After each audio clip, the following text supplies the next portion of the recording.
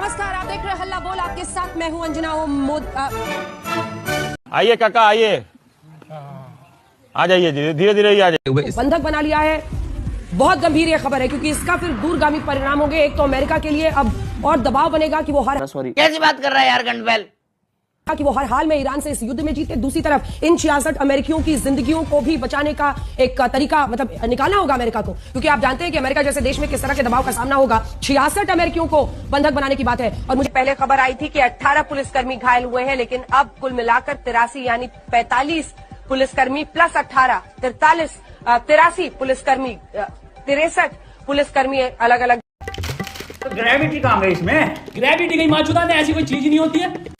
करेगा अगर वाकई ऐसा है। हालांकि आरक्षी का अभी तक का नजरिया देखकर मुझे नहीं लगता कि परोक्ष रूप से वो इसको स्वीकार करेंगे। देखिए, मुझे अंजना 1979 की वो बात याद आ जाती है जब इसी तरीके से ईरान रेवोल्यूशन हुआ था। और 79 के अंदर ही ईरान के अंदर मौजूद अमेरिकन एम्बेसी में भी ऐसे ही कई लोगों को अपनी हिरासत में रखा था। 1.5-2 साल तक लगातार एम्बेसी के लोगों को ईरान ने अपनी कैप्चर रखा था, उनको लगातार अपनी कस्टडी में रखा। और अमेरिका ने कई बार मिलिट्री ऑपरेशन करने की कोशिश की, लेकिन विफल हो गए। तो मुझे लगता है एक बार फिर से करीबन 47 साल के बाद लगभग वही हादसा वही आप रिपीट होता देख रहे हैं, लेकिन इराक के अंदर, वो भी इरबिल के अंदर। और ये संभावना है अमेरिका को पहले से भी पता थी। मुझे याद है कि अमेरिका ने पिछले 1 साल से अपने वहां पे से सैनिकों की मूवमेंट शुरू कर दी थी। वहां पर कम सैनिक रखे जा रहे थे, कॉन्सुलेट में कम लोग रखे जा रहे थे, लेकिन फिर भी अगर यह खबर इतनी ज्यादा सही है तो निश्चित तौर पर मानेगा कि इरबिल भी अमेरिका के लिए ईरान साबित होगा 47 साल पुराना, क्योंकि वहां पर भी जो रेजिस्टेंस फोर्स की मौजूदगी है बहुत ज्यादा है। बिल्कुल प्रणय, अगर इस खबर को देखें, क्योंकि कैरोलाइन लेविट ये दावा कर रही है, ये बहुत गंभीर तरीके से इस्तेमाल होगा। अगर ईरान पता नहीं परोक्ष रूप से सामने आकर इसको स्वीकारेगा नहीं या नहीं करेगा, लेकिन कैरोलाइन लेविट ये दावा कर रही है कि ईरानी आतंकियों ने 66 अमेरिकियों को बंधक बना लिया है तेहरान में, और अब अमेरिका पर भी जबरदस्त दबाव।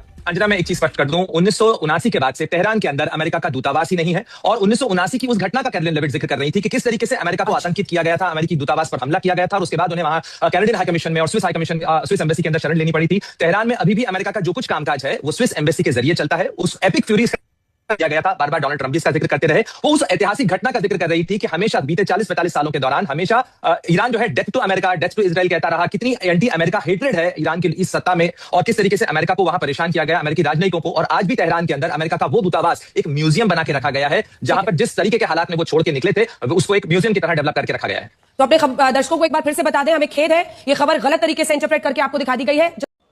ये क्या हो गया? ये क्या सुन रहा हूं मैं कि ये पुरानी घटना का जिक्र है और अभी इस पर कोई भी मतलब ये डेवलपमेंट नहीं है। एक बार ये खबर प्लीज हटा लीजिए, ये खबर प्लीज हटा लीजिए बीच से। अपने दर्शकों को बता दें कि वो पुरानी घटना का जिक्र कर रही थी। अभी नमस्कार, मैं रविश कुमार। भले ही आप मुझे भी ना देखें, लेकिन टीवी कम देखिए। अभी कोई अमेरिकन एम्बेसी वहां पर है ही नहीं तेहरान में, तो ऐसा मुमकिन ही तेहरान में तो ऐसा मुमकिन ही नहीं है कि वहां पर कब्जा कर ईरानी आतंकियों ने क्या हो। ये पुरानी घटना का वो जिक्र कर रही थी, बताने के लिए कि ईरान किस तरह की पॉलिसी पर चलता है और ईरान में कैसे आतंकियों ने उस वक्त लोगों को किया था।